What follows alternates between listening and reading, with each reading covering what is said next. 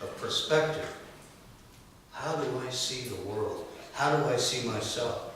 If I see the world as a violent place, if I see it as an out to get me, what's going to happen? Because I am the creative I am, I'm going to bring evidence of that in my life. That's the greater truth of what's going on. That's why Jesus proclaimed, I am the way, the truth, and the life. No one comes to the Father except through me. We empower ourselves by accepting that truth. We empower ourselves by taking responsibility first so that we can empower our lives, so that we can change our lives. We can change our identity from this helpless victim to something grander, to something much more life-affirming. And when we see and read about the so-called miracles that Jesus performed, we start to see those differently. We start to see those as natural occurrences. Only barriers to what happened in Jesus' day and now is our belief. By your faith you are made whole, said the Master Teacher. By your faith, these and greater things will you do. We call them miracles because we don't believe they're obtainable. We don't believe that we can do it. We've separated ourselves even from our Master Way Shower and Brother Jesus. We have such a low opinion of ourselves that we sometimes worship our brother and Master Way Shower, who demonstrated by washing of the feet that only God is good. His own words, these and greater things will you do.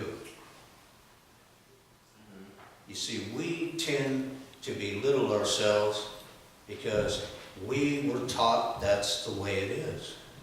We were taught that. We were born into the illusion. Every time a child is born, they're born into the illusion. How that course of action happens after that depends on the primary caregivers and depends on their social as they grow up. And then they get to the point where they're old enough, they can make their own decision. They can come back around. The best thing you can do to empower a child is to make them believe in themselves. The words of encouragement, to believe in yourself. Let them know that they're created in the image of God.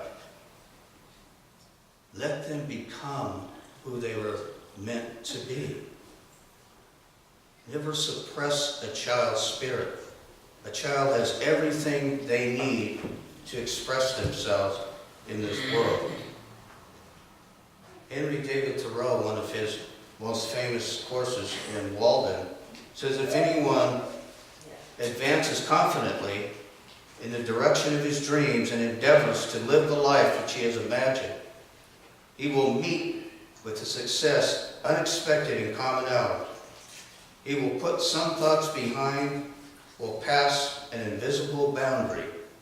New, universal, and more liberal laws will begin to establish themselves around and within him. But the old laws may be expanded or interpreted in favor of a more liberal sense. And he will live with the license of a higher order of beings. Each one of us is capable of expanding our awareness into living that higher life. And the key is so simple. We look for difficult things that we have to do to reach that level. But if you look at Jesus' life and you ask yourself, as I always do, what would Jesus do? What did Jesus do when he said, take up your cross and follow me? What did he do? He asked us to give up self. Give up the Maya.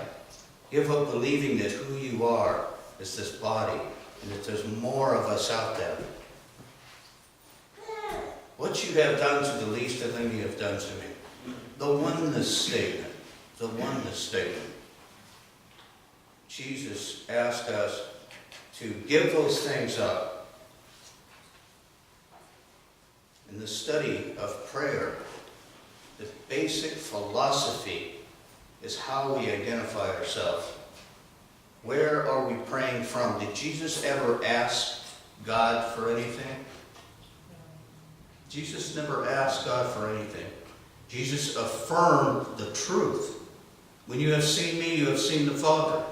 Jesus did not ask outside of himself. He affirmed the truth. I and the Father are one. I and the Father are one. Whenever distress comes upon you, whenever you feel stressed, whenever you feel threatened, whenever you feel insecure, that mantra, I and the Father are one. I and the Father are one. I and the Father are one. There is only one presence and one power. There is only one presence and one power. Brings you security, reinforces your faith and your trust. You become more anchored. And as you trust in that belief and that spirit, as it goes back and forth, where you go out into Maya and you go back into the truth, the Christ consciousness of the truth of knowing who you are.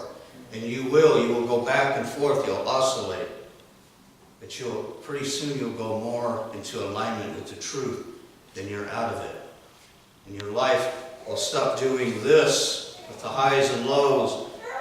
Pretty soon it'll do this, and then pretty soon you won't even notice the lows because you'll automatically correct those.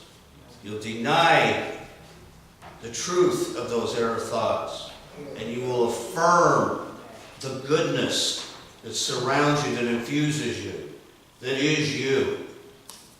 Not because it is something that creates something better in you, because it is the truth of who you are, the truth that the master teacher said will set you free. There is a spirit in man, and the inspiration of the Almighty giveth him understanding, as it says in Job.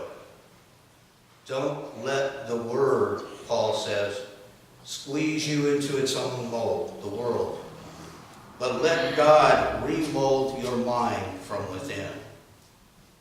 You see what's happening here? It's where we focus our attention.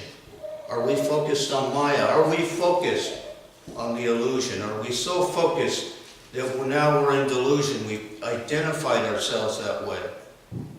So now we know there's a higher power, but now we think it's separate from us. So we beg and we plead to the higher power until we realize that it was an illusion, that who and what we are is differently. And so when we go back into the truth of who we are, the Christ consciousness, then we do as Jesus did, and we affirm the truth of who we are. For many, many years, I went back and forth and back and forth. Being raised traditional, I was really conflicted inside, because it's in many ways the truth sounded like blasphemy. But I knew that wasn't working for me. I knew I was spiraling down very quickly. And when I accepted the truth by surrendering the old ways to God, evidence of that just started bringing into my life in so many different ways, from the back of the congregation to up here serving as a humble servant of God. Thank you, God. Thank you.